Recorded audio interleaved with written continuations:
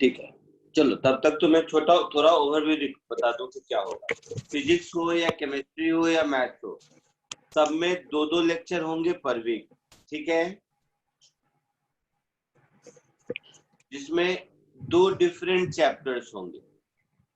जैसे फिजिक्स में एक चैप्टर मैं पढ़ाऊंगा और एक चैप्टर आपके दूसरे सर जिनका की नाम लिखा होगा SBP, सोम भट्टाचार्य सर, तो सोम सर एक चैप्टर पढ़ाएंगे, एक चैप्टर मैं पढ़ाऊंगा। केमिस्ट्री में वैसे ही देखोगे तो एक में लिखा होगा GYCH ज्ञानेश्वर सर, एक में लिखा होगा UKCH मैम। ये दोनों 2 डिफरेंट चैप्टर पढ़ाएंगे। ज्ञानेश्वर सर पढ़ाएंगे आपको एटॉमिक स्ट्रक्चर और मैडम पढ़ाएंगी मोल कॉन्सेप्ट। समझ आया? हाँ सर। मैथ्स में देखोगे तो तुम लोगों को 2 टीचर लिखे होंगे, एक लिखे होंगे सौरभ प्रियदर्शी SPM, वो आपको पढ़ाएंगे बेसिक मैथ्स, और एक दूसरा लिखा होगा BSM सर, BSM सर आपको पढ़ाएंगे ट्रिग्नोमेट्री, ठीक है? हाँ सर। जी सर। इसमें से कौन कौन से कुछ लेक्चर तो हुए होंगे इस वीक में? बस हाँ सी सर। कितने हुए? 2 हुए सर। 2 हुए हैं। हाँ सर। ठीक है, तो ये एक ओवरऑल मैंने स्ट्रक्चर बताया कैसे आपके लेक्चर चलेंगे। फिजिक्स में मैं जो पढ़ाऊंगा, मैं शुरू करूंगा काइनेमेटिक्स चैप्टर से। चैप्टर हम लोग काइनेमेटिक्स बोलते हैं, स्कूल के किसी बुक में motion in 1 dimension, motion in 2 dimension इस तरह का लिखा हुआ मिल सकता है। हमारे नोमेनक्लेचर में काइनेमेटिक्स, ये हम क्या हुआ? कुछ बोले हो?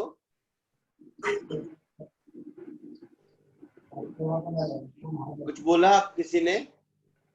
हेलो। हाँ,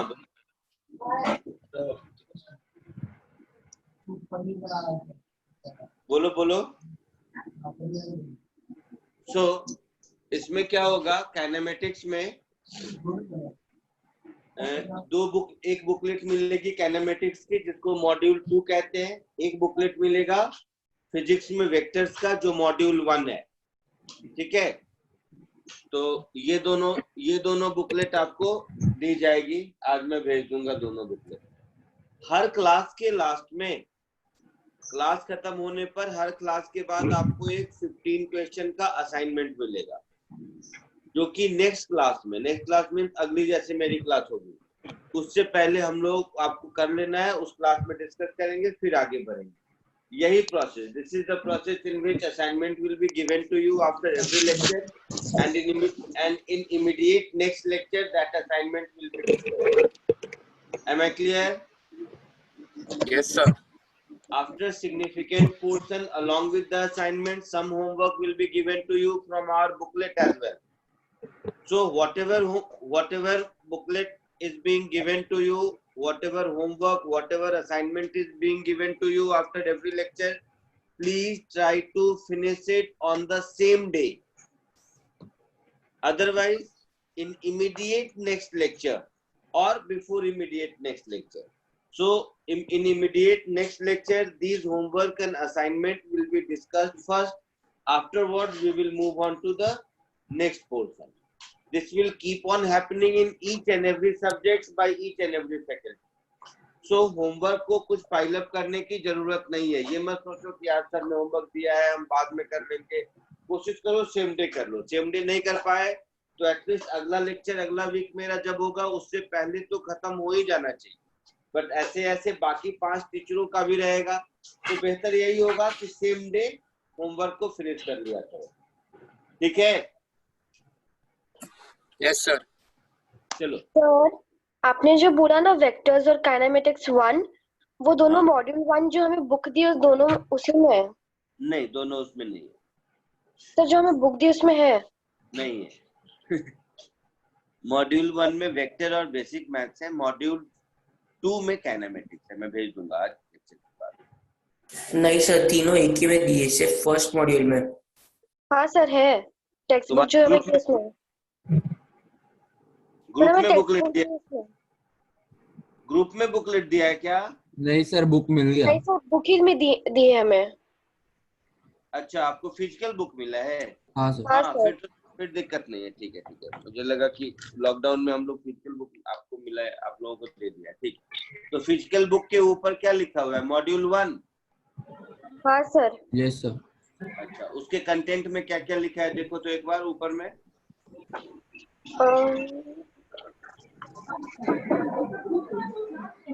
फिजिक्स मॉड्यूल 1 में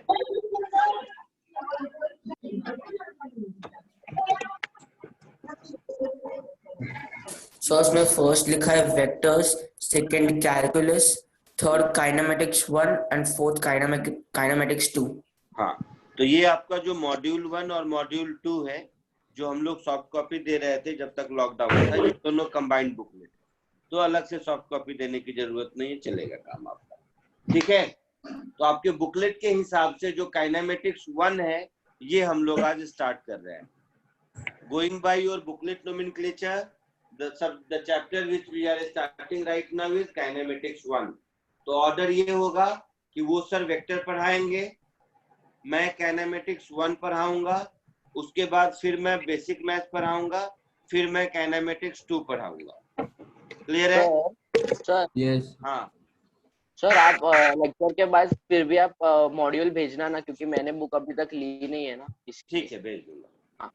थैंक यू सर। चलो सर एंड टाइम टेबल में एएमबी करके भी है, आज एएमबी सर का क्लास है, बट बायोलॉजी है ना वो। क्या नाम लिखा है? AMB sir. Mishra for biology. Sir so PCM students को नहीं करना है ना, वो अटेंड नहीं करना है ना। पीसीएम स्टूडेंट को, जिनको बायो नहीं पढ़ना है, उनको करने की जरूरत नहीं है। कुछ बच्चे होते हैं जिनको ओलंपियाड, जिनको केवीपीवाई या किसी और चीज की प्रिपरेशन कर रहे हैं, जिसके लिए बायो की जरूरत है, they only can attend the lecture. Otherwise, for PCM student who is preparing for only for JEE or any engineering competitive exam, they need not to attend that biology lecture. Okay sir. Sir but अगर हमें physics और chemistry या maths का olympiad करना पड़ेगा, तभी भी हमें देखने की जरूरत नहीं है ना एएमबी सर का लेक्चर। क्या करना पड़ेगा? क्या बोला, फिर से बोलो। हेलो। हाँ, फिर से बोलो, क्या बोल रहे हो? सर अगर हमें फिजिक्स या बायो के अलावा दूसरे कोई भी सब्जेक्ट का ओलंपियाड देने का है सर? नहीं, सब्जेक्ट वाइज ओलंपियाड में बायो की जरूरत नहीं है। Okay sir. And sir for KVPY? KVPY के लिए जरूरत है। चलो, सबसे पहले काइनेमेटिक वेरिएबल्स।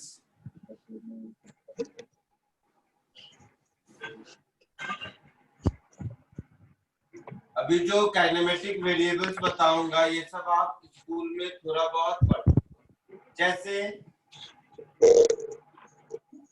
डिस्टेंस, मालूम है ये सारे टर्म पता है आपको? 4-5 किलो मंगा ले। Distance, displacement,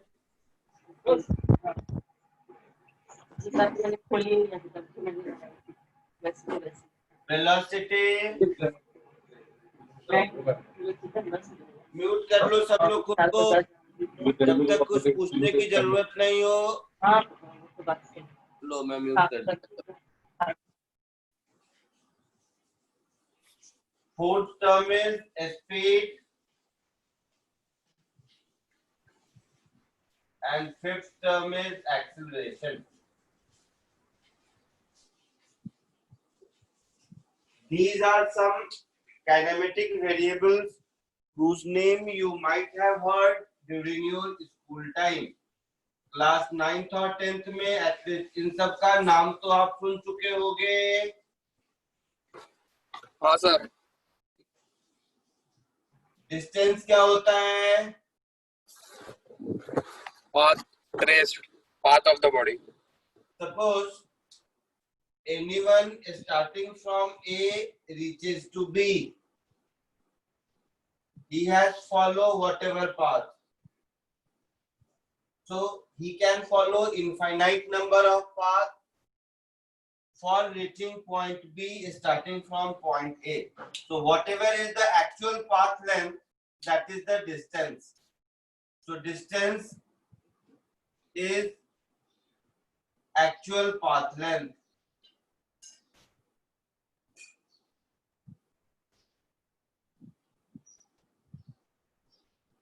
Whereas if we join point A to point B, in this case, this shortest path length or line joining two parts, whatever it is, we call it as displacement. तो displacement को हम लोग बोलेंगे shortest path length.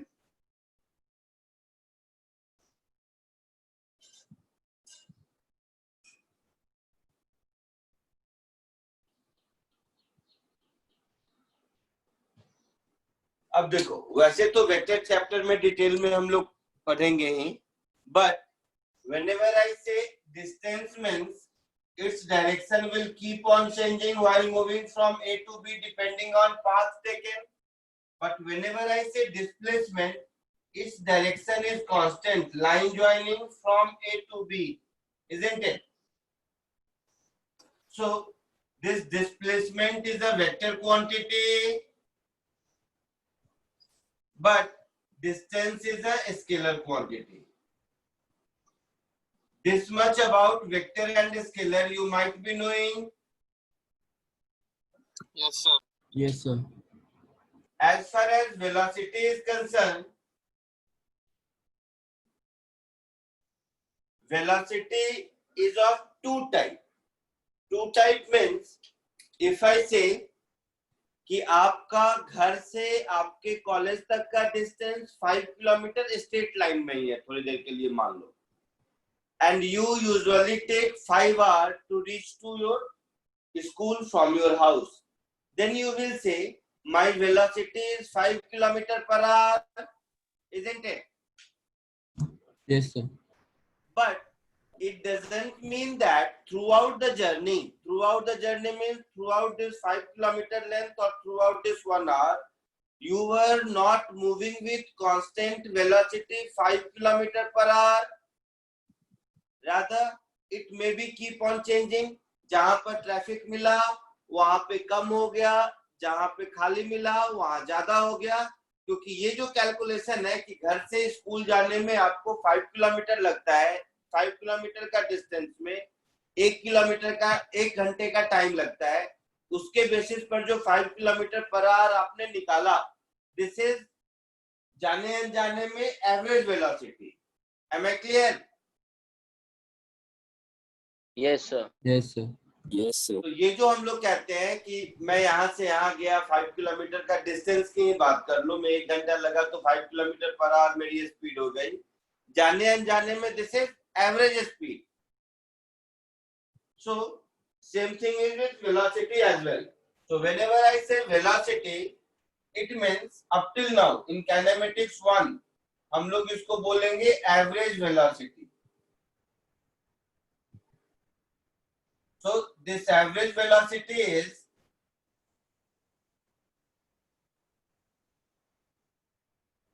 displacement upon time, and since displacement is a vector quantity, it will also be a vector quantity. Same thing is true with speed as well. Average speed is distance upon time.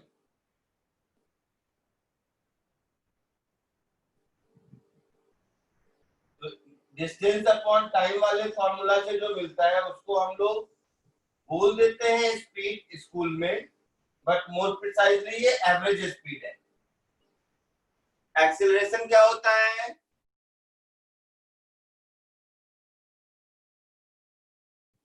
Change in velocity upon time. इसको acceleration कहते हैं, मालूम है? हाँ sir. Yes sir. ये जो formula है change in velocity upon time, इससे जो एक्सीलरेशन मिलता है ये भी एवरेज एक्सेलरेशन है।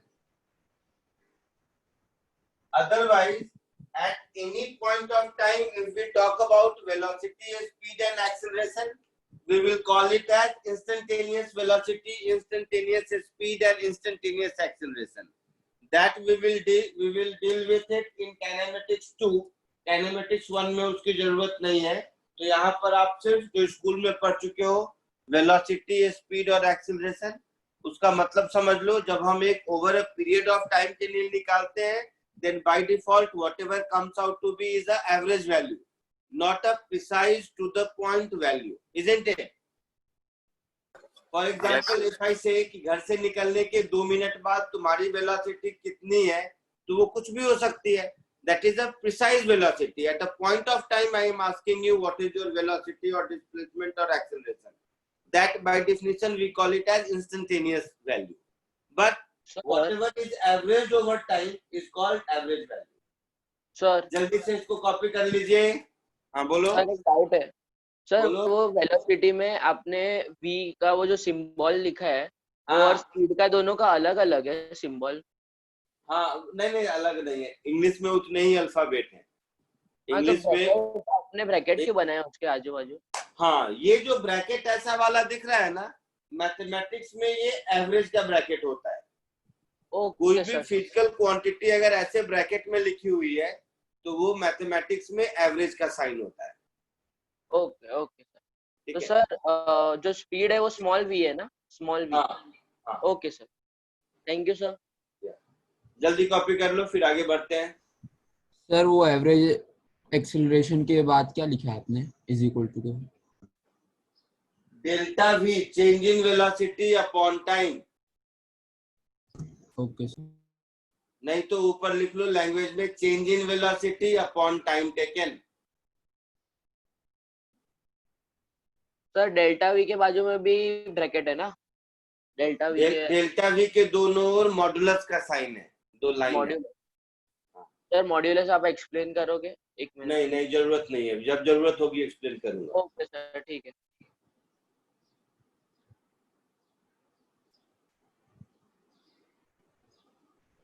नहीं भी मॉडुलस लगाओगे कोई दिक्कत नहीं है, डेल्टा वी लिख लो। अब इसमें से डिस्प्लेसमेंट, ये वेक्टर क्वांटिटी है तो एस के ऊपर एरो लिख दो। डिस्टेंस स्केलर क्वांटिटी है तो केवल एस। वेलोसिटी वेक्टर क्वांटिटी है तो v के ऊपर एरो। स्पीड स्केलर क्वांटिटी है तो ऐसा ही रहेगा। एक्सेलरेशन वेक्टर क्वांटिटी है तो एक्सेलरेशन के ऊपर एरो, इधर डेल्टा v के ऊपर एरो।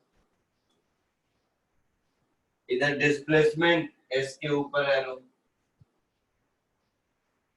तो इतना बहुत तो मालूम होगा, वेक्टर के ऊपर एरो लगा देते हैं, स्केलर के ऊपर नहीं लगाते हैं।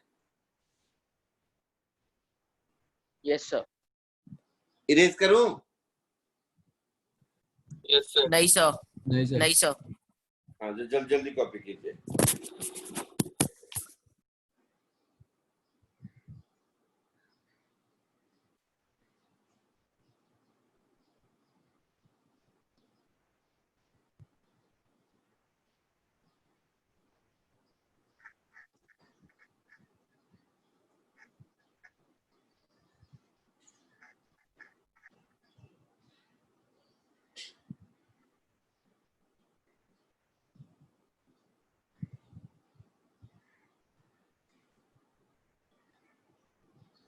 सर वेलोसिटी और स्पीड के सिंबल्स में दोनों में डिफरेंस क्या है? वो v वाले में v के ऊपर एरो है, दूसरे पर एरो नहीं है।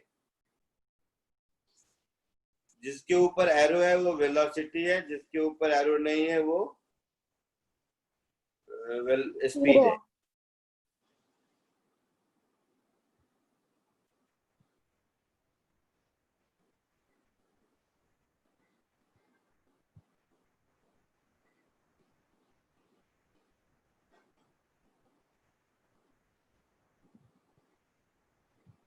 आगे बढ़े? हाँ सर। हाँ sir. Yes sir.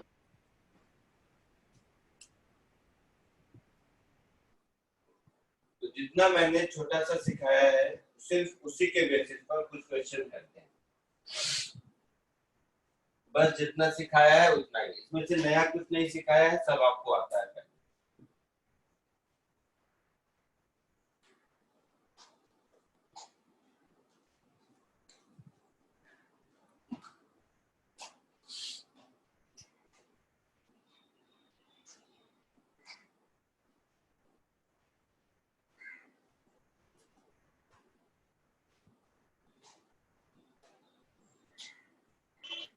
Sir acceleration वाला क्या था? Change in velocity upon time taken, delta v by T.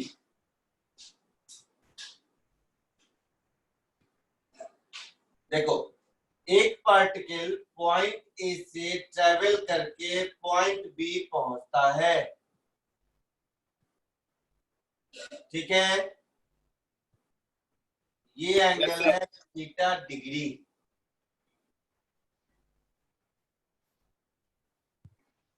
और इस प्रोसेस में इसको टाइम लगता है मान लो डेल्टा टी।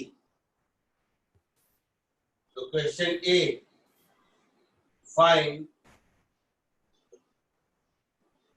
डिस्टेंस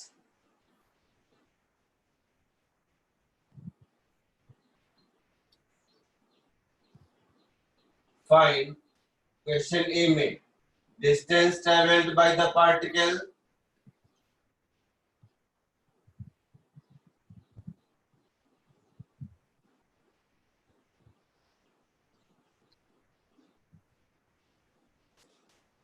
बी में magnitude of displacement of the particle,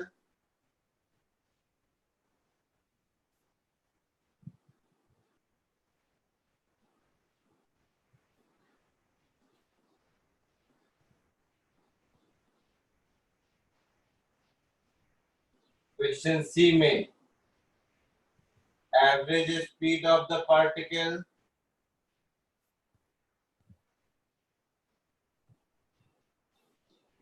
और डी में magnitude of average velocity of the particle.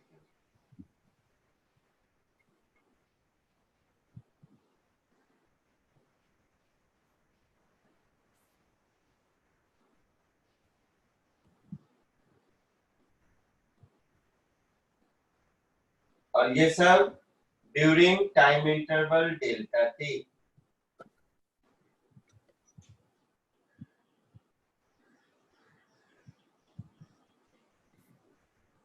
Question समझ आया? ये सब बेसिक नहीं डेफिनेशन, सर। डिस्प्लेसमेंट ये सब का है। कोशिश करो निकालने का, डिस्टेंस कितना गया, डिस्प्लेसमेंट कितना गया, इस पूरे प्रोसेस में एवरेज स्पीड कितनी थी, एवरेज वेलोसिटी का मैग्नीट्यूड कितना था, ये आपको ढूंढना ही चाहिए। हाँ बोलो। अब पॉइंट ए से स्टार्ट किया t इक्वल टू 0 पर, और पॉइंट बी पर पहुंचा t is equal to delta T पर। इतना ही मुझे मालूम है, ये एक सर्कुलर पाथ है।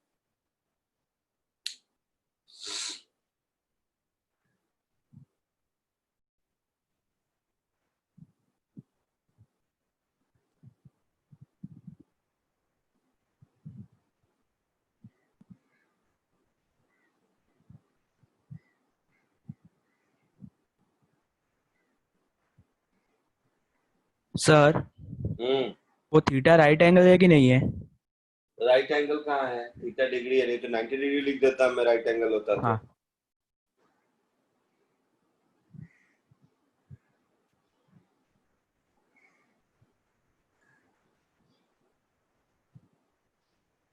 हेलो। हाँ बोलो। हाँ सर, आपका स्क्रीन मेरे को विजिबल नहीं आ रहा है। इंटरनेट का प्रॉब्लम होगा तेरे यहाँ। बाकी लोगों को दिख रहा है? हाँ सर। हमारे यहाँ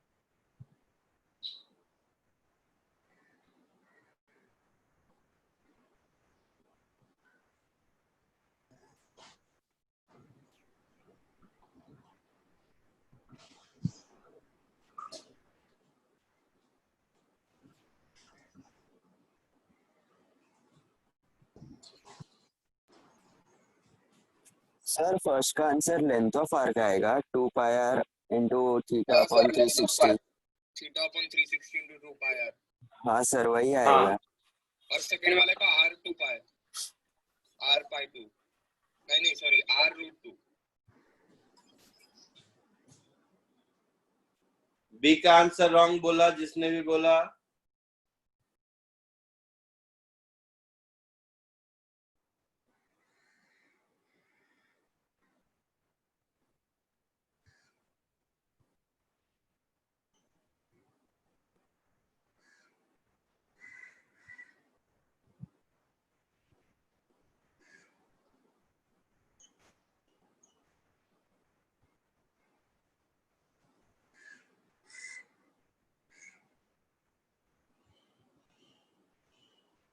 सर बी वाला square root of 2r square है। नहीं, ओके सर।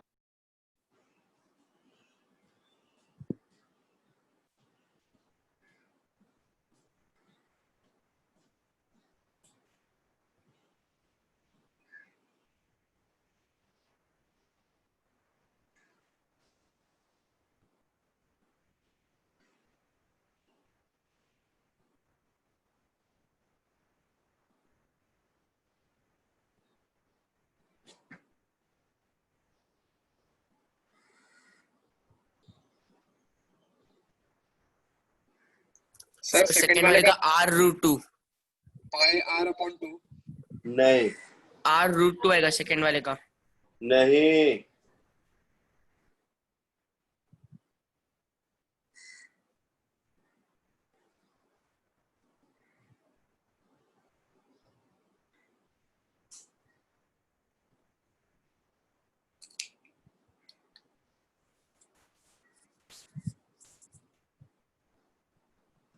चलो देखो इधर।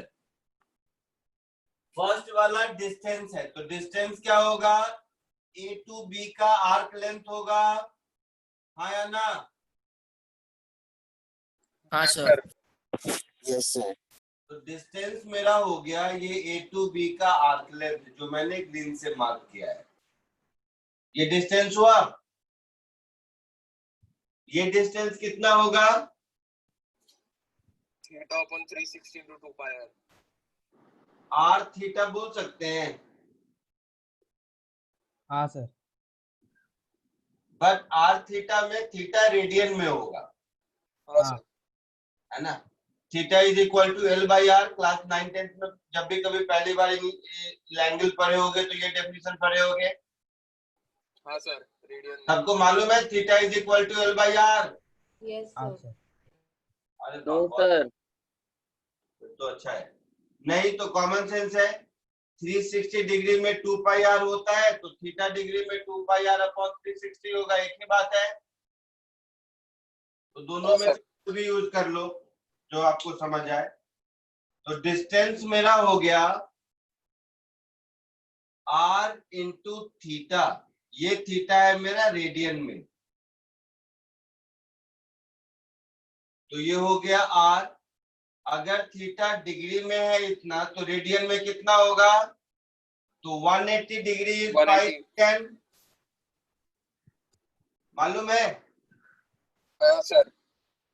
180 degree is pi radian, so theta degree is pi upon 180 into theta. So our answer is pi r into theta upon 180। ये मेरा ए का आंसर होगा। पक्का? ए में कोई दिक्कत किसी को? नहीं सर।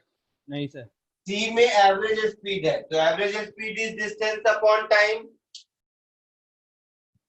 यस तो सर। यहां से हम सी सीधा सीधा बता सकते हैं कि average speed is distance upon time, that is S upon delta T. तो ये हमारा हो जाएगा पाई आर थीटा, थीटा डिग्री में याद रहे, theta degree upon 180 into delta T. ये हमारा हो गया एवरेज स्पीड, सी का आंसर। ए और सी में किसी को कोई दिक्कत है? नहीं सर समझा।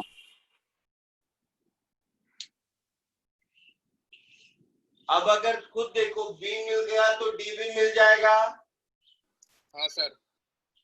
जो प्रॉब्लम है वो बी में है, बी मिल गया तो डी भी मिल जाएगा। बोलो बी का आंसर आया किसी को?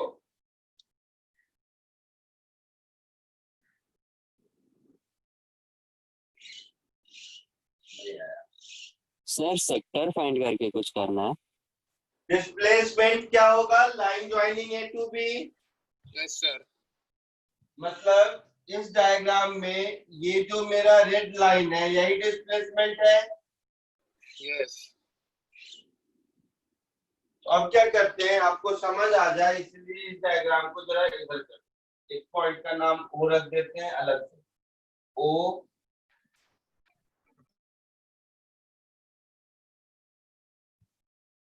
ओ ए और बी लिख देते हैं।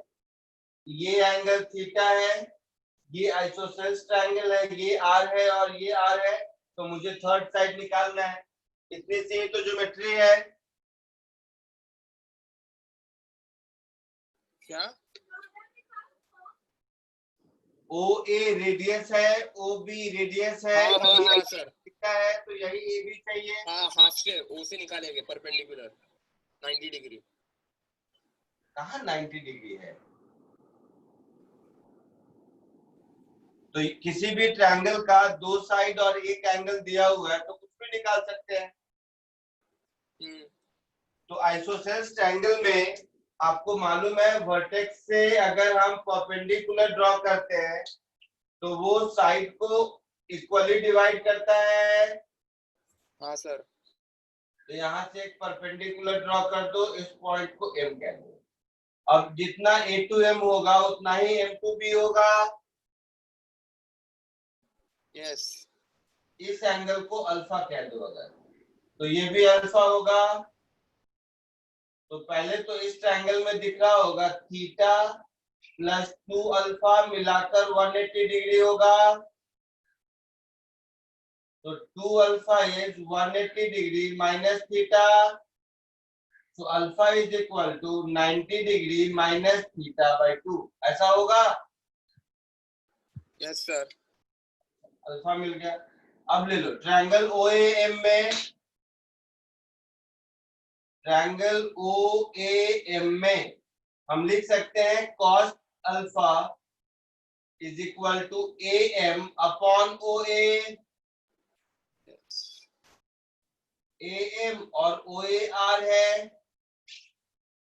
तो यहां से मुझे ए एम की वैल्यू मिल गई, yes.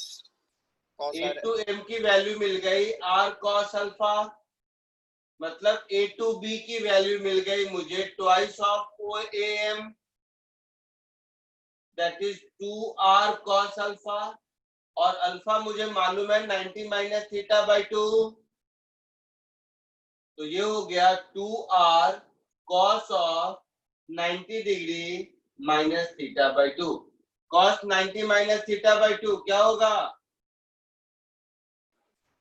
Sign theta by 2। Very good. So our answer is 2r sin of theta by 2। ये हमारा आंसर हो गया। और इसी को डेल्टा टी से डिवाइड कर दोगे तो डी का आंसर हो गया। आया समझ में कुछ? हाँ सर। जल्दी से कॉपी कर लीजिए।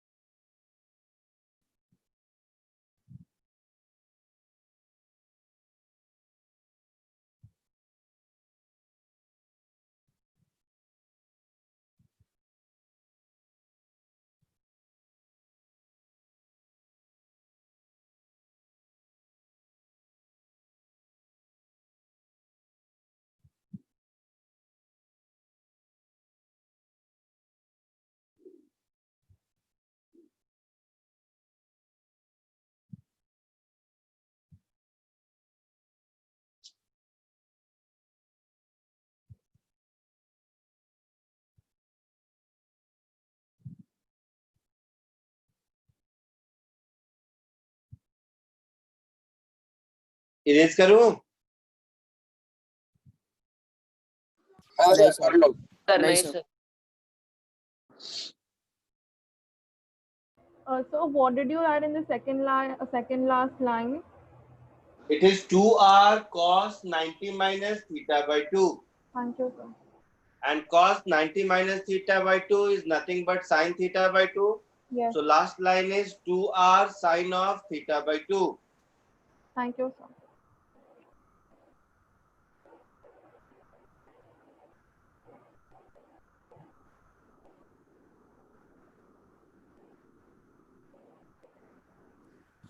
सर एक बार फर्स्ट वाला वापिस से समझाओगे? या फर्स्ट वाला? हाँ 360 डिग्री में आर्क लेंथ कितना होता है? 360 डिग्री एंगल में सर्कल पूरा हो जाता है। हाँ अच्छा, तो 360 डिग्री एंगल जब चलता है तो 2 पाई आर लेंथ चलता है। हाँ तो 1 डिग्री में कितना होगा? 2 पाई आर बाई 360। हाँ हाँ तो थीटा डिग्री में 2 pi R by 360 into theta. हाँ वही लिखा है 2 pi R by 360 into theta. तो 2 से 360 को कैंसिल करो तो 180 हो गया, और क्या। Okay thank you.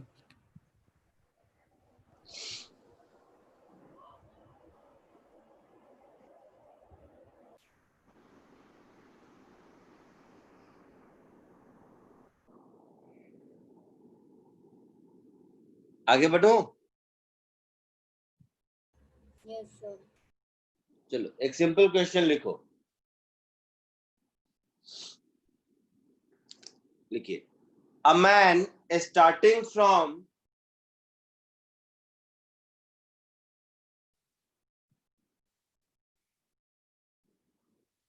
Point A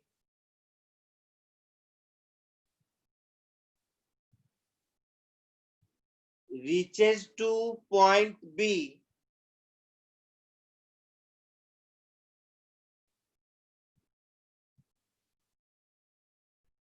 with a constant speed 30 meter per second. Sir एक बार स्टार्टिंग से बोलना। क्या पार्टिकल ऑब्जेक्ट क्या बोला था? मैन बोला था। चलो हाँ, तो a man starting from point A reaches to point B with constant speed 30 meter per second.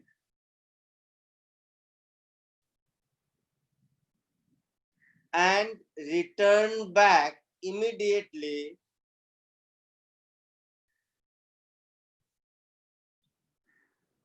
to point A with constant speed 20 meter per second. Full stop. Find average speed of the man during his journey. Find average speed of the man during his journey.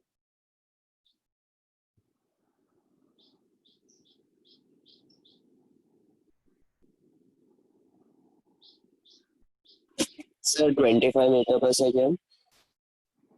नहीं,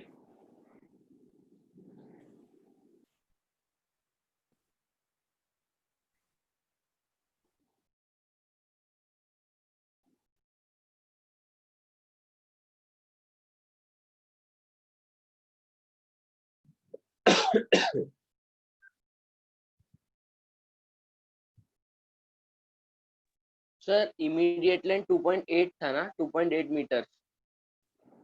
क्या 2.8? आपने कुछ बोला था ना immediate length 2.8, मैंने वो सुना, इसके लिए। लेंथ कहाँ बोला था? मैंने बोला था and return back immediately okay okay समझा समझा। Point A with speed 20 meter per second, ऐसा कुछ बोला होगा। अच्छा ऐसा, हाँ ओके समझा।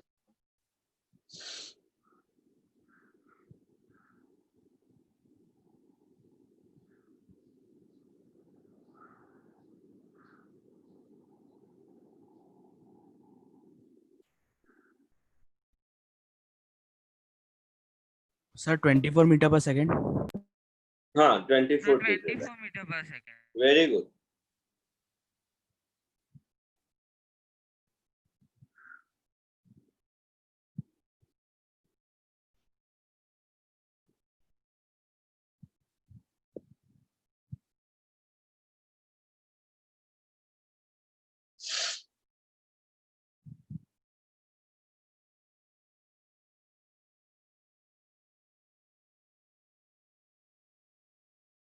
सबको आया 24?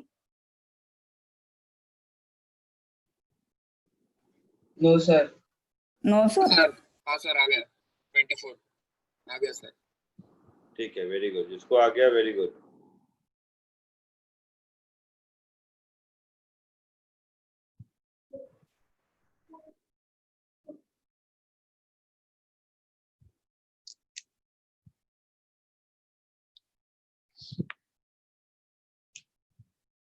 जिसको नहीं आया इधर देखो।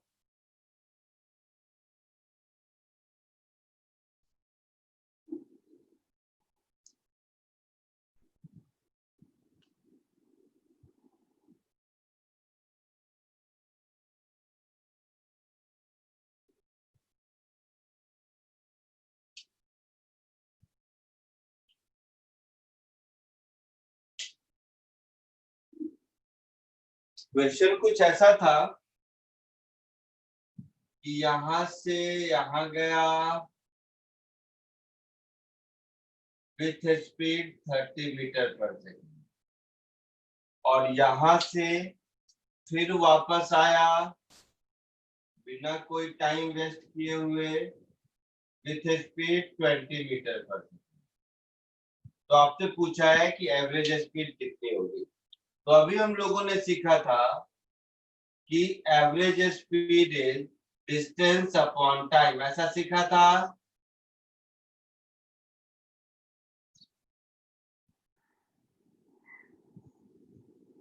तो ए से बी तक का डिस्टेंस मान लो x है,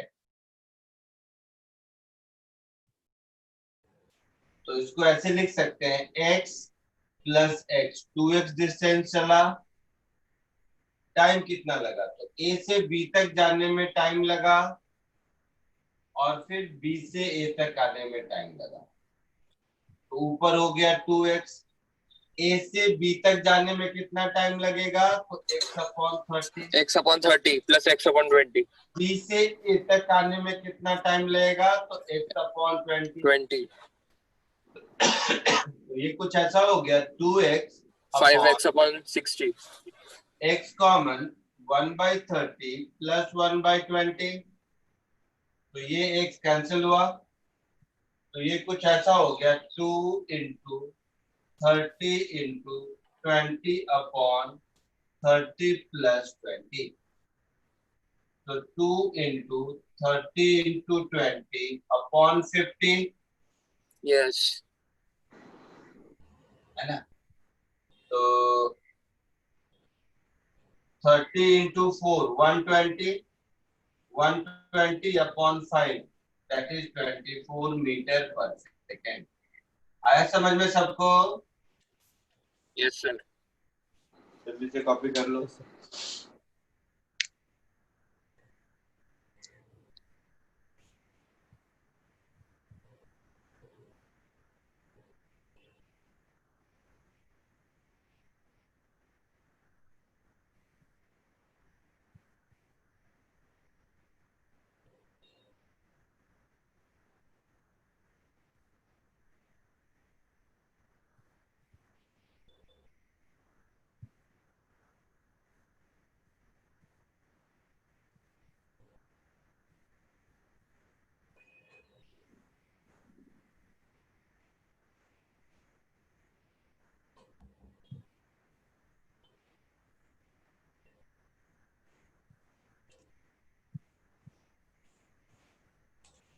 Sir, your screen is not visible.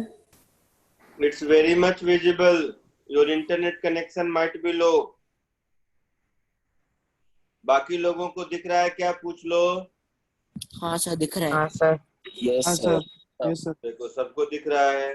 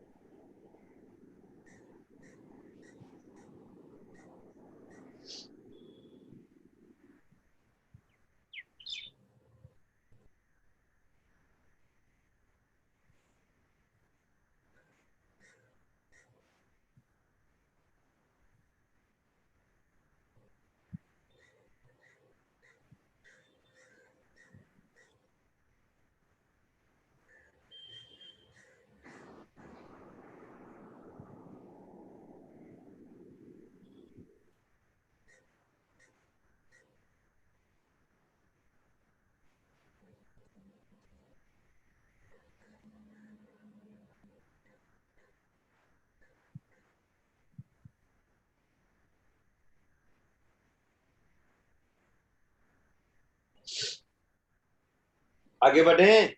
हाँ सर। हाँ सर। नेक्स्ट क्वेश्चन लिखो।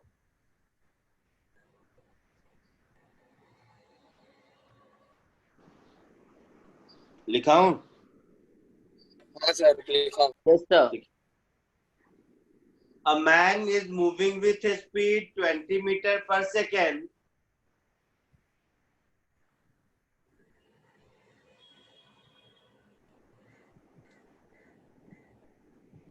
for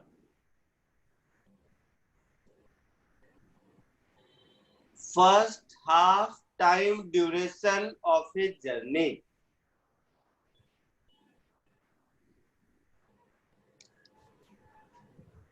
Full stop.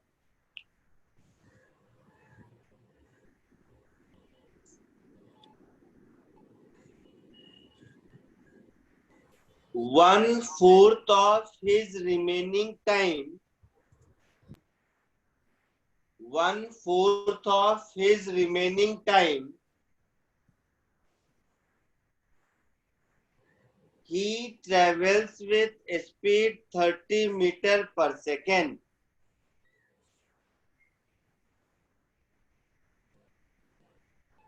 And rest with 40 meter per second. Sir, he traveled with a speed. उसके बाद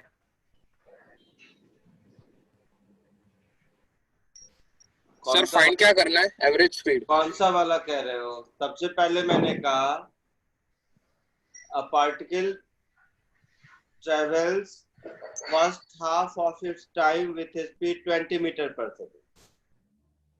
1/4 of remaining time with 30 meter per second. And rest with 40 meter per second.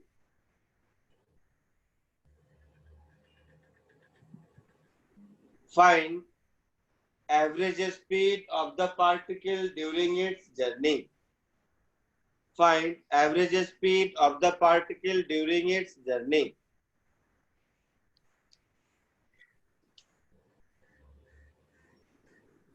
Sir, 30 meter per second.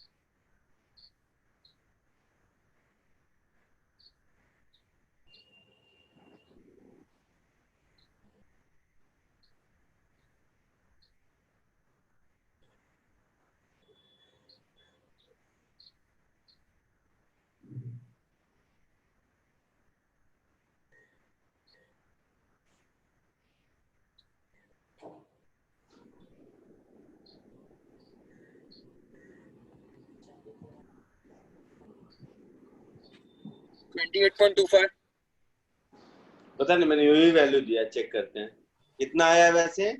28.25। बताता हूँ।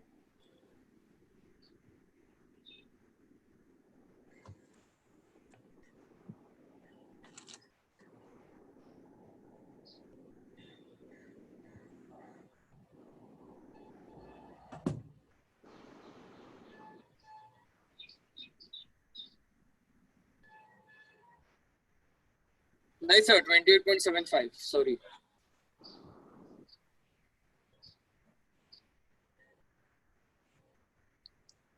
Sir 25.26 आ रहा है। देखते हैं।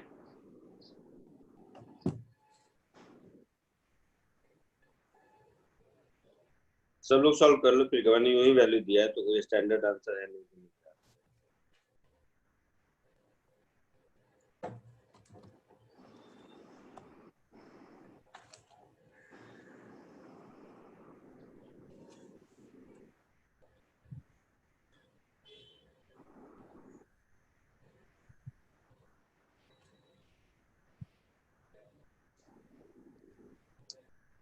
Twenty eight point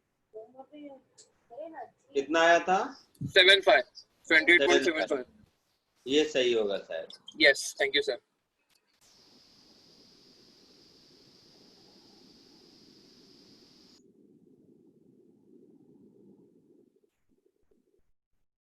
सबने attempt कर लिया? हाँ सर। देखो इधर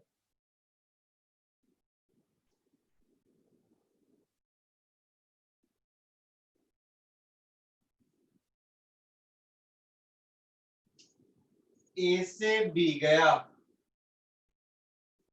तो मान लेते हैं टोटल टाइम टी लगा, तो कहता है उसका आधा मतलब t/2 टाइम तक किस स्पीड से गया? 20 मीटर पर सेकेंड से गया है ना। तो 20 मीटर पर सेकेंड से t/2 टाइम तक चलेगा। रिमेनिंग टाइम तो टोटल टाइम t है तो रिमेनिंग टाइम कितना बच गया? t/2 फिर बच गया है ना। हाँ sir. Yes sir. Remaining time का 1/4 बोला था तो रिमेनिंग टाइम का 1/4 मतलब t/2 का 1/4 मतलब t/8 टाइम ड्यूरेशन तक 30 मीटर पर सेकेंड गया। यस यही मतलब हुआ ना। और जो बच गया कितना बच गया? तो 3t/8 इतना ही टाइम बचा ना उसके बाद। यस उसमें गया 40 मीटर पर सेकेंड से, ऐसा बोला था। क्या कर रहा हूँ मतलब क्या? इस पॉइंट को ए, इस पॉइंट को बी, इस पॉइंट को सी और इस पॉइंट को डी बोल दे। तो अभी जो हम लोगों ने एवरेज स्पीड पढ़ा था वो क्या होगा? A B upon total time distance क्या होगा? मैं जवाब दिया प्लस सी डी अब आया online T upon total time T. अब 20 मीटर पर सेकेंड और t/2 टाइम तक गया तो इससे कितना हो जाएगा? 20 into t/2 30 metre per second से t/8 टाइम तक गया तो ये हो जाएगा 30 इंटू t/8। फिर 40 मीटर पर सेकेंड से 3/3 t/8 टाइम तक गया तो 40 into 3 t/8 divided by total time taken which is t।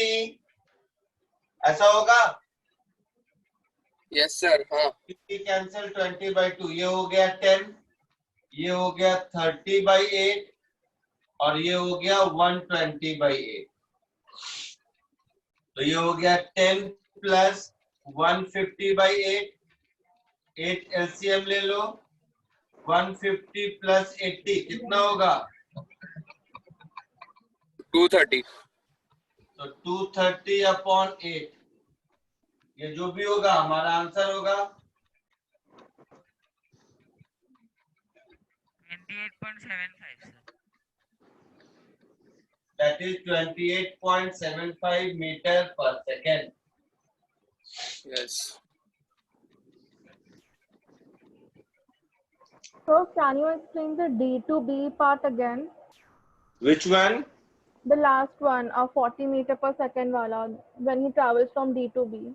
So suppose total time taken was जो भी t. बात होता है उसका पॉपअप होता है screen. Suppose total time taken was t. Yes sir. So first half means t/2 time has been lapsed. Yes. Rest time is T by 2. Yes, sir. 1/4 of the rest time means T by 8. Yes. So T by 8 with 30 meter per second. Now rest, how much remains? So T by 2 minus T by 8. Yes. Okay, sir. Got it. So T by 2 minus T by 8 is 3T by 8. Yes, sir. Got it.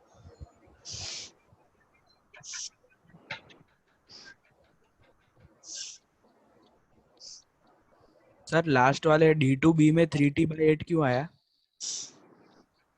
अरे वही तो बताया, total time T है,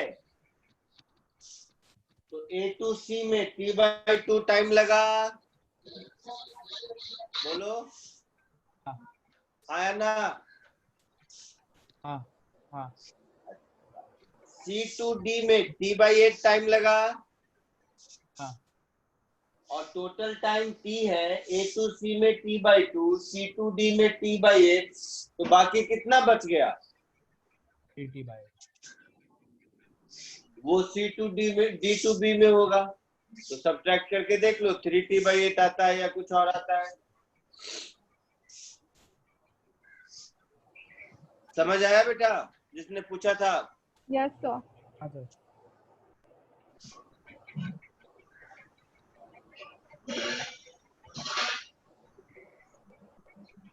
आगे बढ़े? Yes sir. Yes sir.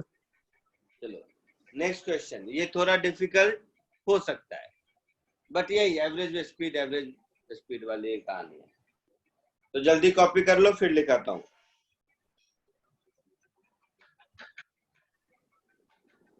Sir हो गया। हो गया, लिखो। A particle travels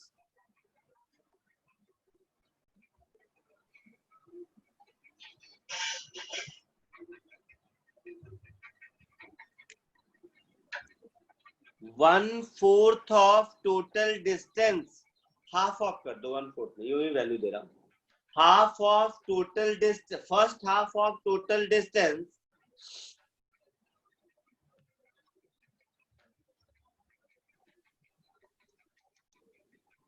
with change नहीं कर रहा हूँ, जो बात कर रहा हूँ उसका पहले आता है। स्पीड मैं बात करूंगा, मेरा ऐसे पॉप होगा, सर बात करेगा, सर का ऐसे पॉप अरे होगा। माइक्रोफोन म्यूट करो, कुछ भी मत बोलो।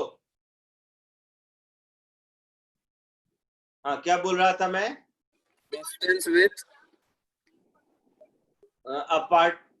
a particle travels half half of the distance distance with first half of its distance with a speed v1,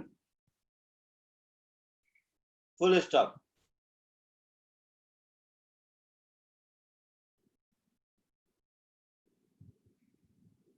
one-fourth of remaining time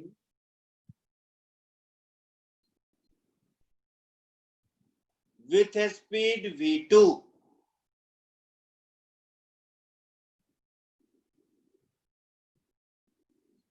and rest with a speed v3। दोनों को mix कर दिया, time और distance दोनों को, and rest with a speed v3। Find average speed of the particle during its journey। Find average speed of the particle during its journey।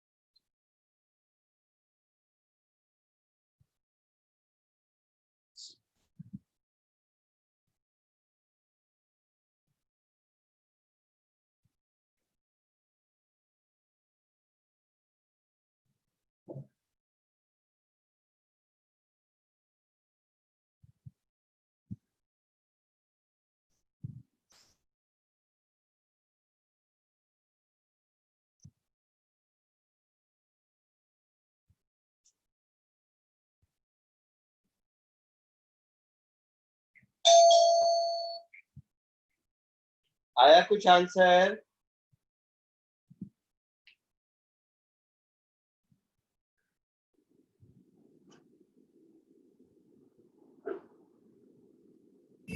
नहीं sir. 4v1 plus v2 plus 3v3 by 8. देखते हैं, मैं तो यूं ही value दिया हूं, देखते हैं।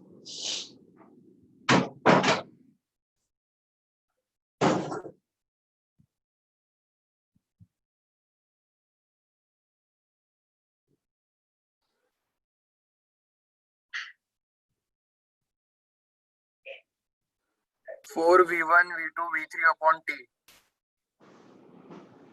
देखते हैं।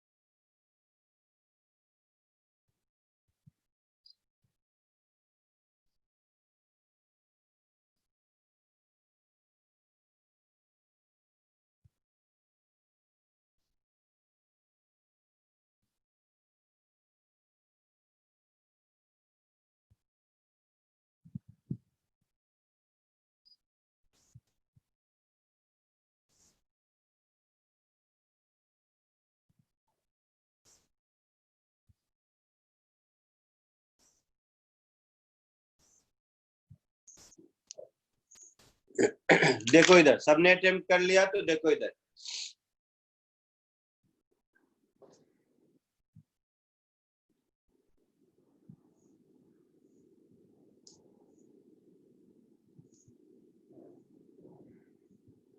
इधर देखो, मैंने कहा था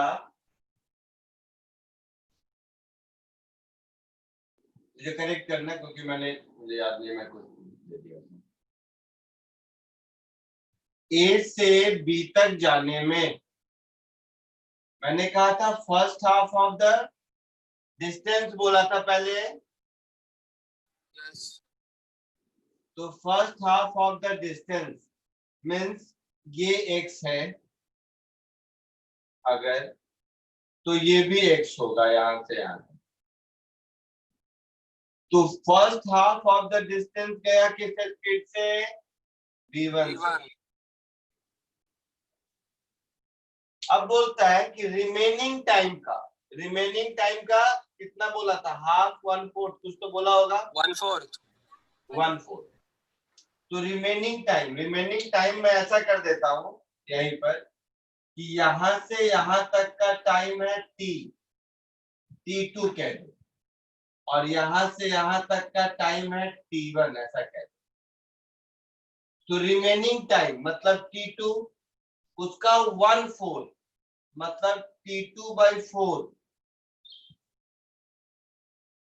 तो t2/4 टाइम तक v2 स्पीड से गया, तो ये डिस्टेंस कितना हो जाएगा? v2 इंटू t2/4 होगा। हाँ और ये डिस्टेंस कितना हो जाएगा फिर? v2 into 3t2/4, sorry v3 into 3t2/4 ऐसा हो जाएगा। सर एक बार बता दो कैसे आया। रिमेनिंग टाइम t2 है, तो t2 का 1/4 t2/4। यस तो t2 में से t2/4 हटाओगे तो 3t2/4 बचेगा। अच्छा वो, हाँ ये तो, हाँ हाँ यस। और वो v3 स्पीड से जा रहा है, तो वो डिस्टेंस हो गया 3v3 into 3t2/4 distance. Distance. तो अब आ जाओ, average speed total distance that is 2x upon total time that is t1 plus t2 ऐसा होगा। हाँ सर। अच्छा, तो इसको तो मैंने लिख दिया 2x। t1 को लिखेंगे तो t1 होगा x अपॉन v1, है ना? हाँ तो t1 को लिख दिया x अपॉन v1। t2 को रहने दिया t2। अब अगर मुझे t2 x के टर्म में मिल जाए तो हमारा काम चलेगा।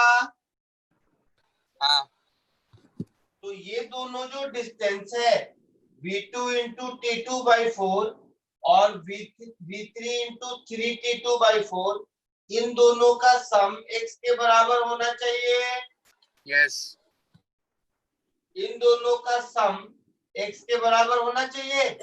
हाँ सर। पक्का? हाँ तो यहां से हम ऐसे लिख सकते हैं v2 into t2/4 plus 3v3 into t2/4 is x। Yes. तो यहां से t2/4 कॉमन ले लिया तो v2 plus 3v3 is x। तो मुझे t2 मिल गया 4x upon v2 plus 3v3।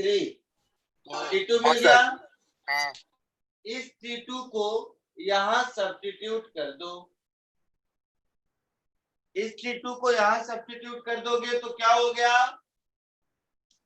x का टर्म चला जाएगा, 2x ऊपर नीचे हो गया x upon v1 plus 4x upon v2 plus 3v3।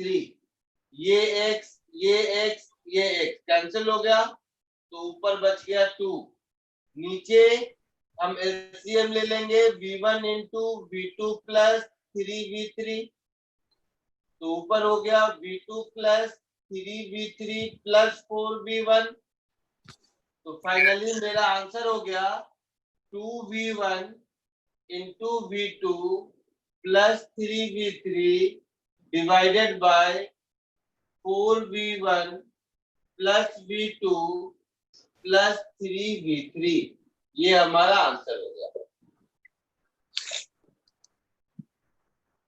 एक एक स्टेप समझ के कॉपी कर लो। सेम आंसर आया था किसी को?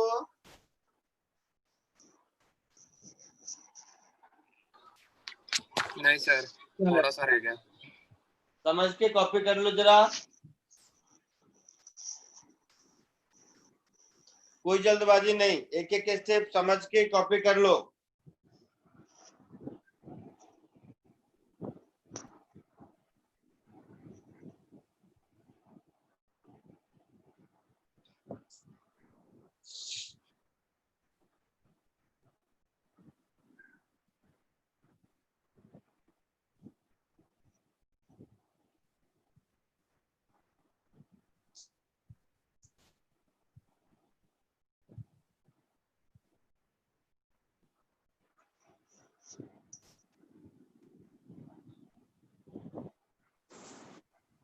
हाँ सर हो गया।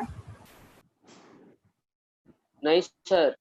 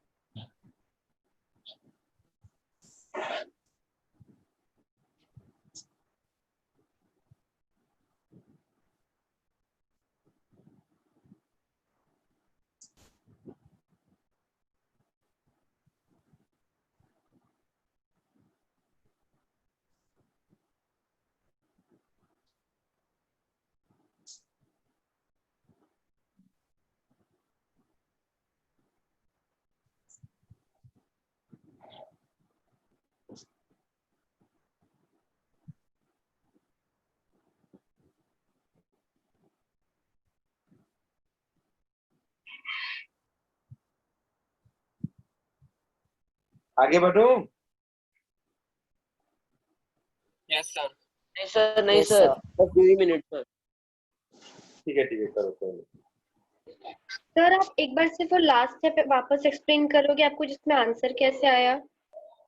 कहाँ पर बेटा? सर वो लास्ट स्टेप जहाँ पे आपको आंसर आता है वो वाला स्टेप।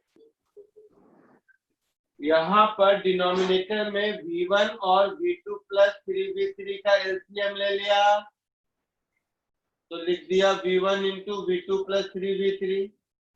हाँ।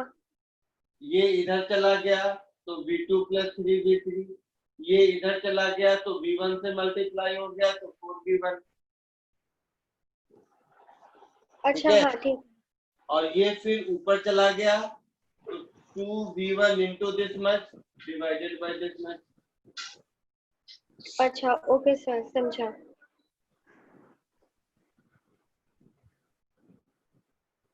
हाँ सर हो गया। हो गया। एक और सिमिलर क्वेश्चन देते हैं, एग्जैक्टली सिमिलर। सर मुझे एक डाउट है। बोलो। T2 के वहाँ पे सर जो आपने V2 T2/4 एंड दोनों वैल्यूज निकाले हो V3 V2 एंड V3 के, वो सर समझा एक बार। अरे डिस्टेंस क्या होता है? Time into speed. हाँ सर। तो v2 स्पीड से t2/4 टाइम तक ट्रेवल किया तो डिस्टेंस कितना हो जाएगा? v2 into t2/4। और T2 में से T2/4 चला गया तो बच कितना गया 3T2/4।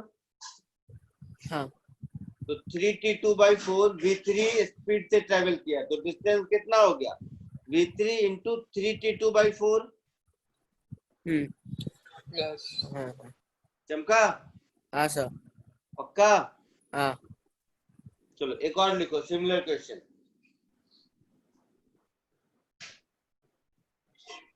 लिखाऊं? हाँ सर। देखिए, a particle travels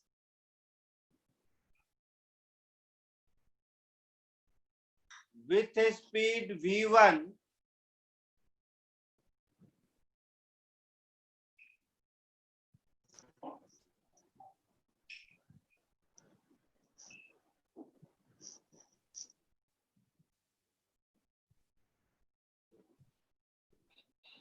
during first 1/3 time of its journey.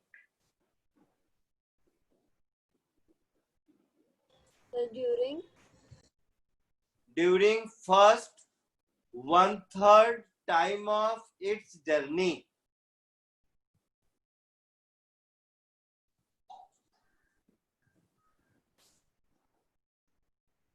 So during first, third, 1/3. Time of its journey.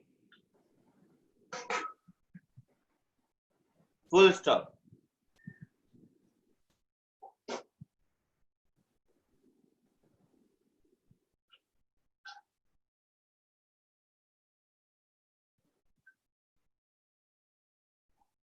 One-fourth of remaining distance. One-fourth of remaining distance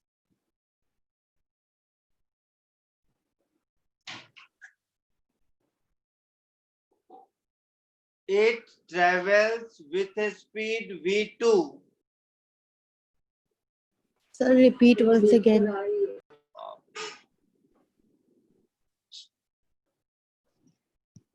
क्या बोला मैं? फर्स्ट 1/3 टाइम गया v1 स्पीड से, ऐसा बोला? हाँ। रिमेनिंग डिस्टेंस का कितना? 1/4। 1/4. तो 1/4 of remaining distance with a speed v2 and rest with a speed v3 and rest with a speed v3. Full stop. Find average speed of the object during its journey. Sir क्या find करना है?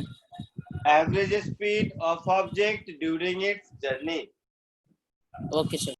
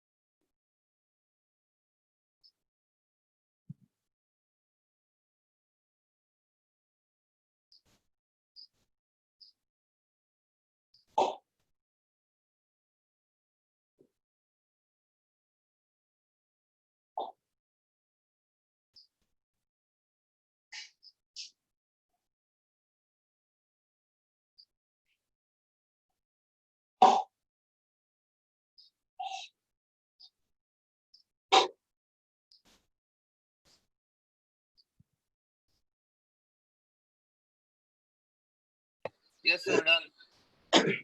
हो गया? क्या है answer?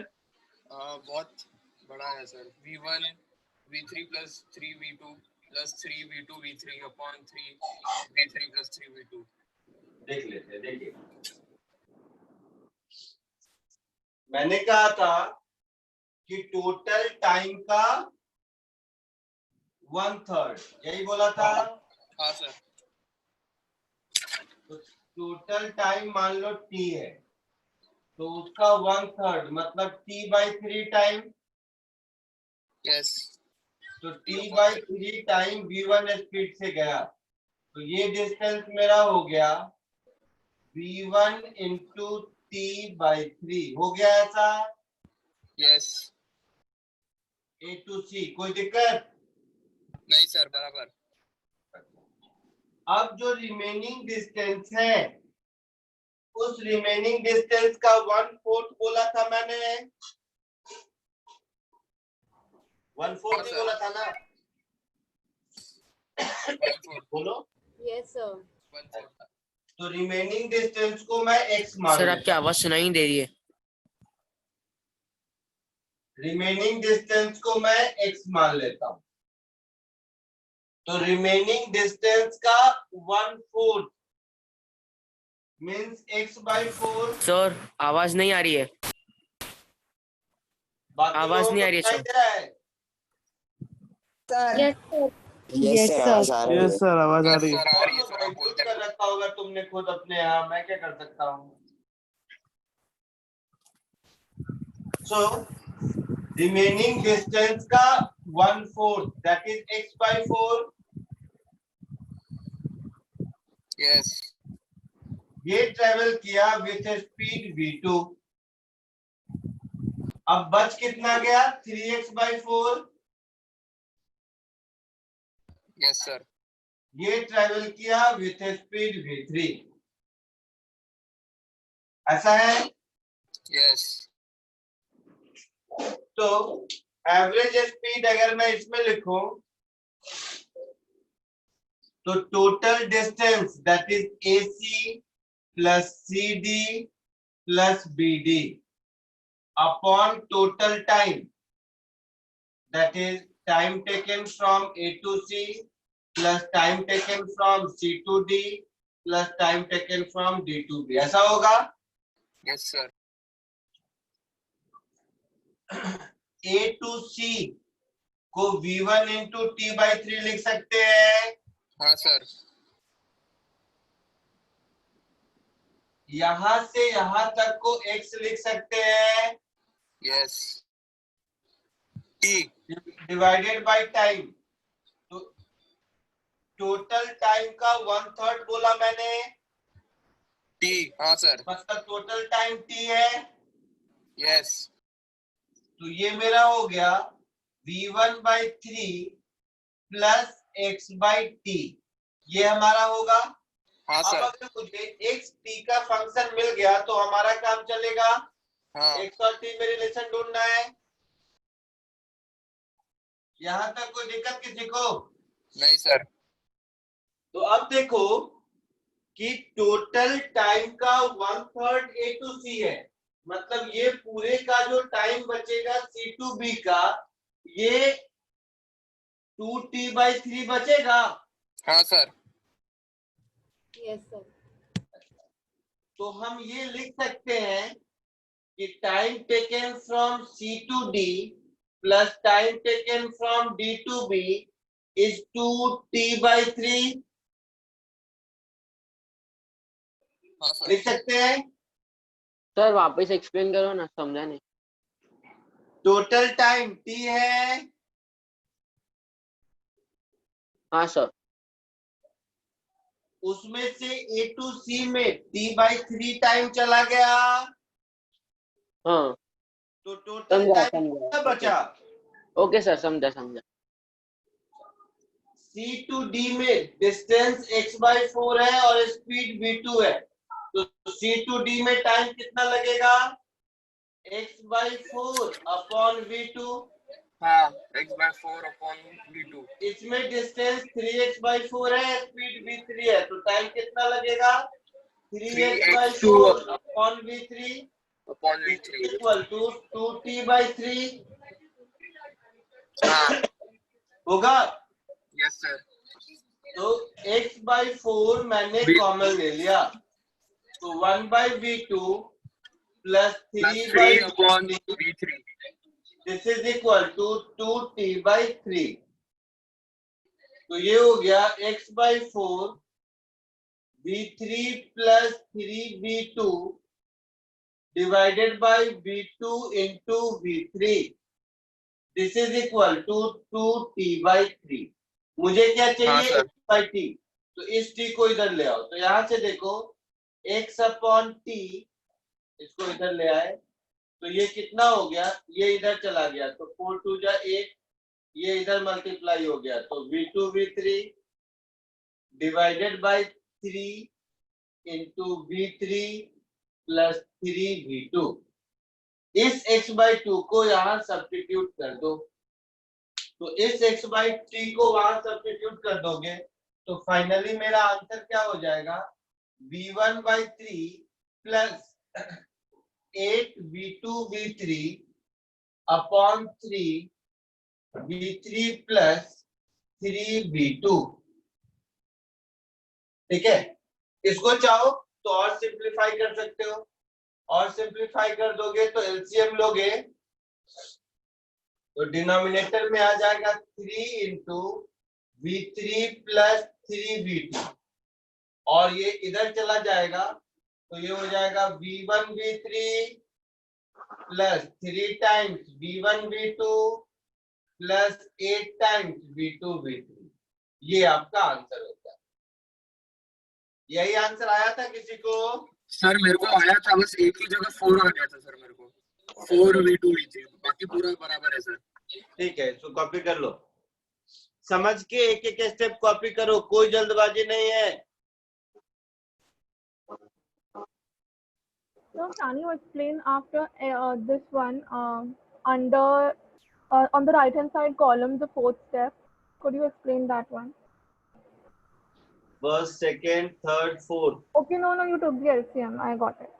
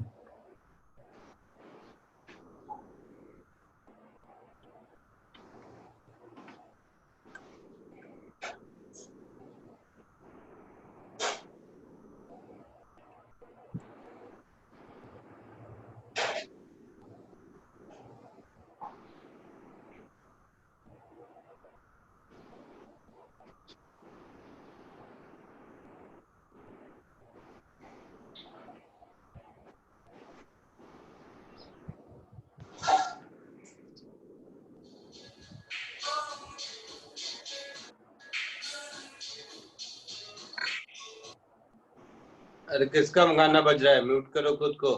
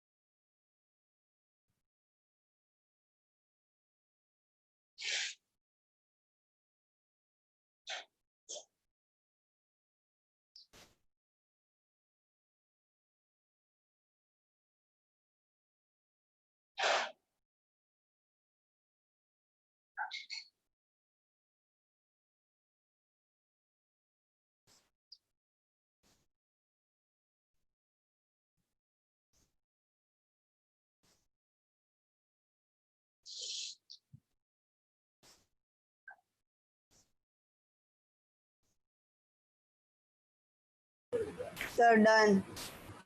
हो गया, erase करो। Done sir. हाँ सर। चलो एक और क्वेश्चन। कितना टाइम है उस पर डिपेंड करता है। चलो एक क्वेश्चन देता हूँ, बहुत ही बढ़िया क्वेश्चन है, कोशिश करो खुद से सॉल्व करने का, समझ लो इसको। ये तो तुम लोगों को पता होगा स्कूल में कि अगर हम लोग रिवर में डाउन द स्ट्रीम जाते हैं then speed is v plus you.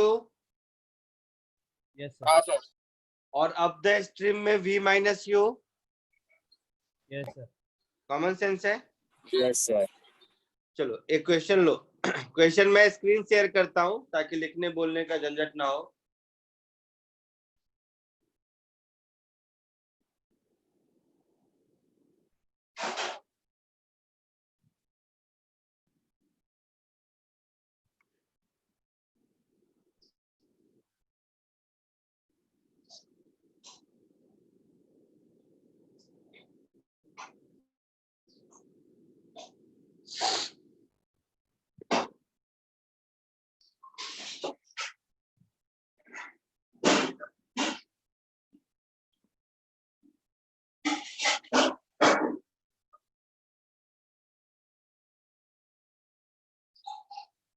First question 1.1 दिख रहा है?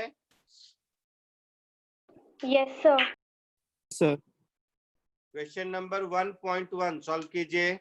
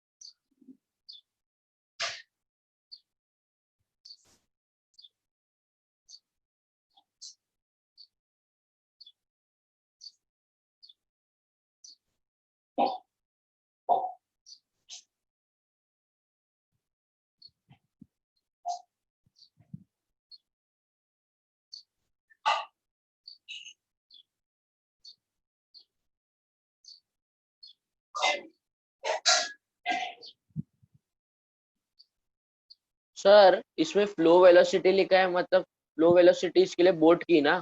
नहीं, रिवर की। रिवर की, ओके रिवर की, ओके ठीक। फ्लो वेलोसिटी मतलब स्पीड ऑफ रिवर।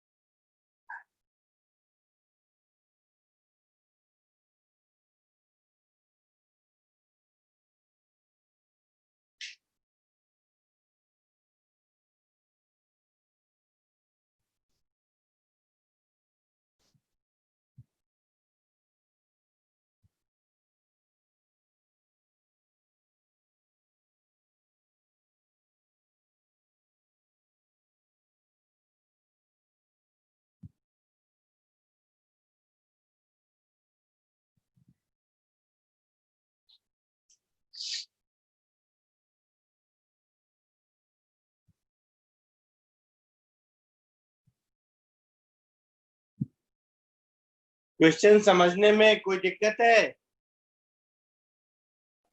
सर समझ ही नहीं आ रहा। समझ ही नहीं आ रहा। सर टोटल तो 6 किलोमीटर पर आवर होगा ना वेलोसिटी, है ना? सर क्वेश्चन ही नहीं समझा। हाँ, मतलब इंग्लिश का प्रॉब्लम है। अब ये क्वेश्चन नहीं समझा तो ये फिजिक्स का प्रॉब्लम तो नहीं, तो इंग्लिश का प्रॉब्लम है। सर क्वेश्चन समझा बट सॉल्व कैसे करना है वो नहीं आ रहा। हाँ सर, कौन सा वेरिएबल किधर यूज कर रहा है वही नहीं समझा। अच्छा, स्कूल में बचपन में रीडिंग कॉम्प्रिहेंशन पढ़ाया जाता था, याद है? हाँ सर। उस समय लगता था क्यों पढ़ाया जाता है, क्या मतलब है इसका, जबरदस्ती ऊपर देखो और नीचे आंसर लिखो उसी का। सर बट उस टाइम ऐसे सब डेंजरस फिजिक्स के वैल्यूज नहीं थे। बात फिजिक्स के वैल्यू की नहीं है। The point is reading comprehension means if you are reading something then you should be able to comprehend its meaning. ये पर्पस था उसका। हम लोग उसको क्या करते थे, नीचे क्वेश्चन पढ़ते थे, फिर ऊपर पढ़ते थे और कुछ कुछ देख के लिख लेते थे, सोचते थे बहुत बढ़िया चल रहा है, पूरे मार्क्स आ रहा है। But ideally it should be you should read a paragraph, understand each and everything such that during question answer session you should not refer it again.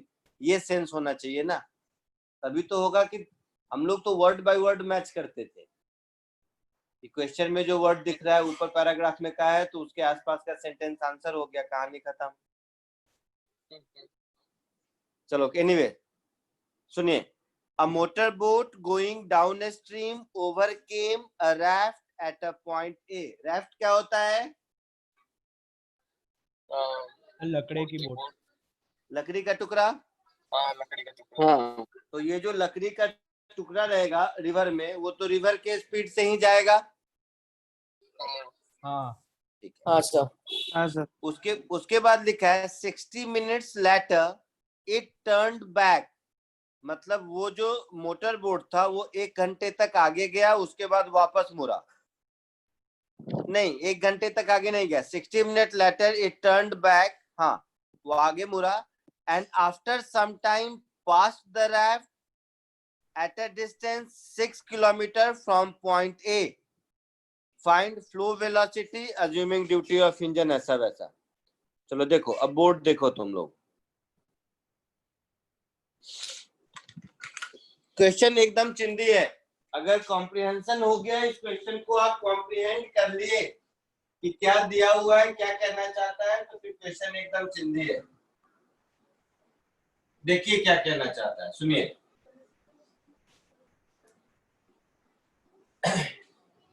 सब ध्यान से देखिएगा, बार बार नहीं बोलूंगा, एकदम पूरे कंसंट्रेशन के साथ एक बार देखिए। मेरे पास 2 चीज है, एक बोट है और एक राफ्ट है, ऐसा है।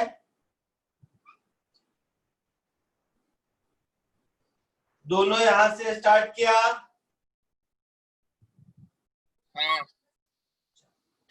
तो राफ्ट रिवर के स्पीड से जा रहा है।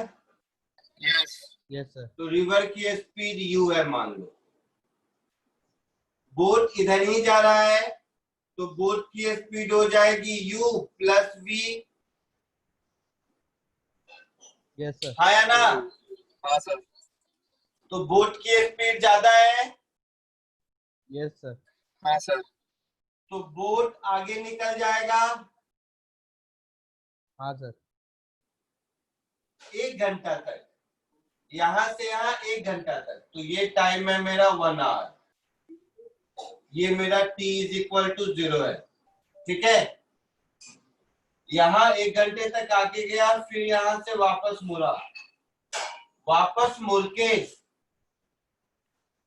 जब यहां पहुंचा तब ये दोबारा राफ्ट को मिला। मतलब अब ये राफ्ट इधर जा रहा था और ये बोट इधर जा रहा था, ऐसा है। Yes sir. Yes sir. और जहां मिला, वो पहली बार जहां मिला था और दूसरी बार जहां मिला, इन दोनों के बीच 6 किलोमीटर का डिस्टेंस है। क्लियर? Yes sir. पक्का? हाँ सर। तो मेरे से पूछा क्या है? यू का वैल्यू पूछा है। तो ये बोट सीधा कितनी देर तक गया था? 1 घंटा। 1 घंटे तक। उसके बाद उल्टा कितनी देर तक ट्रेवल किया?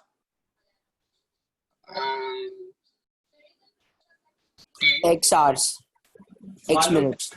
मालूम नहीं? नहीं मालूम। लिखा है आफ्टर सम टाइम, ऐसा लिखा है, तो नहीं मालूम है ना? Yes sir. अच्छा, तो जब ये उल्टा ट्रेवल करेगा तब तो इसकी स्पीड v माइनस यू होगी। कम हो गई। Yes yes sir. तो मान लो उल्टा t टाइम तक ट्रेवल किया, तो इनटू t, ये मेरा हो गया ये वाला डिस्टेंस, हो गया? Yes sir. रैफ्ट यहां से यहां पहुंचा, तो रैफ्ट कितने टाइम तक ट्रेवल किया? t टाइम तक। T plus V minus UT. ओ भाई 1 प्लस t। 1 प्लस 1 घंटा तक बोट सीधा गया, उसके बाद TR पीछे आया, तो इस पूरे 1 प्लस TR में रैफ्ट यहां से यहां गया। अच्छा हाँ आया ना? हाँ। तो यहां से यहां का डिस्टेंस अगर हम इस रैफ्ट के हिसाब से लिखेंगे तो u इंटू 1 प्लस टी होगा। हाँ। तो ये दिख रहा है u इंटू 1 प्लस टी 6 के बराबर होगा। समझा सर। ये दिख गया? हाँ। अच्छा, दूसरा, बोट सीधा कितनी देर तक गया था? 1 आवर। 1 आवर तक। तो यहां से यहां तक का डिस्टेंस v प्लस यू के बराबर होगा। v plus u into 1 hour. Yes. इसका मतलब है कि इन दोनों का सम v प्लस यू के बराबर होना चाहिए। हाँ हाँ बराबर। So v plus u is 6 plus v minus u into t। दो इक्वेशन हो गए? हो गए? इन दोनों को सॉल्व करके मुझे u निकालना है। ओके। तो 6 की जगह ये पुट कर सकते हैं। So v plus u is equal to 6 के प्लेस पर इसको पुट कर दिया, तो that is u plus ut plus vt minus ut। तो ये ut और ये ut गया, ये u और ये u गया। Yes sir. तो v is equal to v into T. तो यहां से t की वैल्यू मिल गई 1 आवर। अब t की वैल्यू 1 आवर यहां पुट कर देंगे तो u की value 3। 6/2, that is 3 kilometre per hour answer. अच्छा वाओ। समझा सर। आया समझ में? Yes sir. Yes sir. Yes sir. ये आई इरोडोव एक बुक है फिजिक्स का सबसे डिफिकल्ट बुक, उसका पहला क्वेश्चन है। अब इसको सॉल्व करने में देखो, कोई ऐसी चीज की जरूरत है जो तुम्हें नहीं मालूम है? नहीं। फिर भी अगर सॉल्व नहीं होगा तो तुम बोलोगे फिजिक्स डिफिकल्ट है। बट इसको सॉल्व करने में क्या फिजिक्स का कोई ऐसा फॉर्मूला या कॉन्सेप्ट चाहिए जो आपको पहले से नहीं पता है? नहीं सर। तो इसका मतलब हुआ कि physics is not about learning formulas and equation. केवल रट्टा मार के कुछ फॉर्मूला रट लिए, कुछ इक्वेशन रट लिए, उसको फिजिक्स सीखना नहीं कहते हैं। ये बात क्लियर हुई? Yes sir. आज मैंने जितने भी क्वेश्चन कराए, सारे क्वेश्चन में देखोगे एक भी चीज मैंने नया सिखाया ही नहीं, सब आप 9th-10th में पढ़ चुके हैं, है ना ऐसा? Yes sir.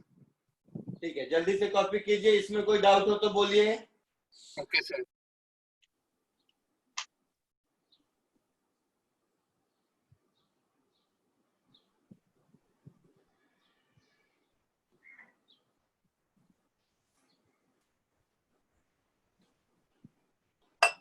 कौन है ये? Tej Shah. Second equation. Second equation में बोट सीधा 1 आवर तक चला और बोट की स्पीड हो गई v प्लस यू, तो v plus u into 1 hour, ये डिस्टेंस हो गया यहां से वहां तक का। ये पूरा डिस्टेंस कितना हो गया? v plus u into 1 hour. तो ये डिस्टेंस इन दोनों के सम के बराबर होना चाहिए। तो वही लिखा है v plus u is equal to 6 plus v minus u into T. आया समझ में? जिसने पूछा था? ओके।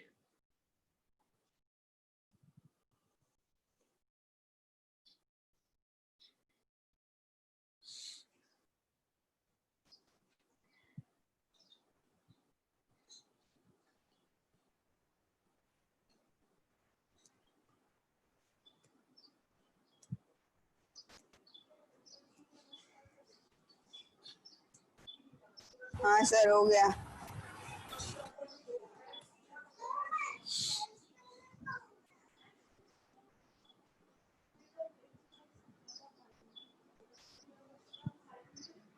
हो गया सबका? हाँ सर हो गया। नहीं सर।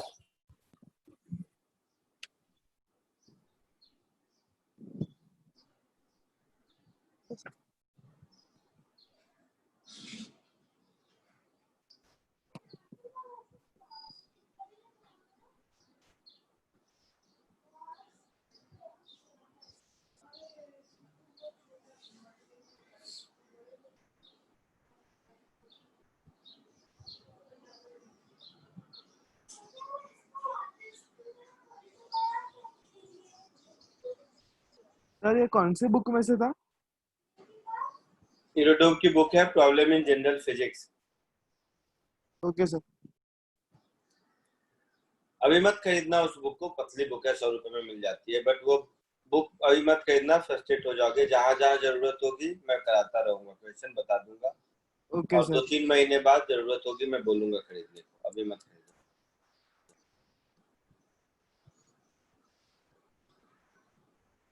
Sir noted. सर हो गया। हाँ हो गया, वेरी गुड, बधाई हो। तो चलो, आज के लिए फॉर्मूला में वैल्यू पुट करना, इसको फिजिक्स पढ़ना नहीं कहते हैं। v is equal to u plus 80 formula में 2 वैल्यू पुट कर दो और तीसरा निकाल लो, ये कोई काम थोड़े ना है, ये तो कोई भी कर देगा। तो कॉमर्स के बच्चे को दोगे वो भी कर देगा, साइंस पढ़ने की क्या जरूरत है उसके लिए? समझ रहे हो? सर एक डाउट है। तो फॉर्मूला बेस्ड क्वेश्चन प्रैक्टिस करने में, मान लो v equal to u plus 80 वाला क्वेश्चन फॉर्मूला है, तुमने प्रैक्टिस कर लिया, खूब आंसर भी ले आए, बट इससे क्या चेक हुआ? इससे तो यही चेक हुआ कि तुम्हें एडिशन, सब्ट्रैक्शन, मल्टीप्लिकेशन आता है कि नहीं। इससे ज्यादा तो कुछ चेक नहीं हुआ ना। Yes sir. तो ऐसी वाले को पढ़ाई नहीं कहते, पहले समझ लो इस बात को। हम लोग जिसको पढ़ाई कहते हैं वो ये पढ़ाई नहीं है कि फॉर्मूला में वैल्यू पुट करके चेक कर लिए, आंसर सही आ गया, मतलब एडिशन, सब्ट्रैक्शन, मल्टीप्लिकेशन, डिवीजन आता है और हम सोचते हैं कि हमें फिजिक्स आता है। ठीक है? तो थोड़े से इजी वाले एक असाइनमेंट और कुछ होमवर्क मैं ग्रुप पे पोस्ट कर दूंगा अभी, वो सब कीजिए। आज के लिए इतना ही, चलिए bye. Bye sir. Thank you sir. Bye. Bye.